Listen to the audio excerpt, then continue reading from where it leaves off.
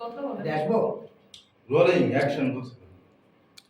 শ্রোতা, আমাদের বাংলাদেশের বিখ্যাত গীতিকার আব্দুল্লাহ আল মাসুম ভাই এই গানটি লিখেছেন। গানের শিরোনাম হচ্ছে ঢেউ হয়ে ছুঁয়েছি তোমায়। এই গানটি সম্পর্কে কিছু বলবেন?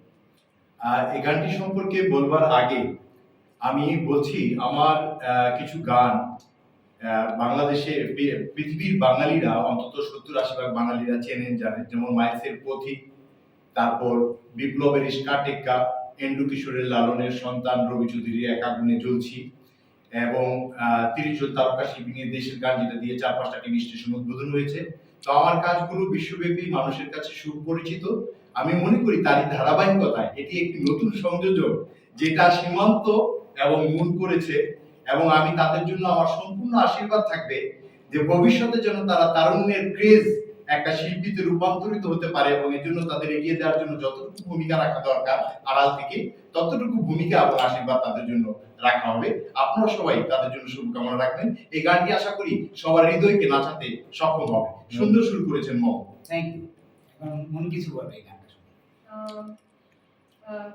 সর্বপ্রথম বলতে চাই যে আজকে খুব সুন্দর একটি গানের অলরেডি আমরা রেকর্ড শেষ করলাম, ঢেউ হয়ে ছুঁয়েছি তোমায়।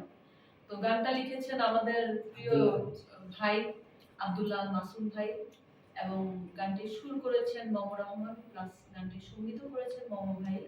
আর আমার সাথে গানটি গেয়েছেন আমাদের সীমান্ত দাদা, এবং খুব তাড়াতাড়ি আপনারা গানটির ভিডিও পাবেন এনবি মিউজিক স্টেশনের ইউটিউব চ্যানেল। হ্যাঁ, তো সবাই অবশ্যই সাবস্ক্রাইব করে থাকবেন এনবি মিউজিক স্টেশনের পাশে।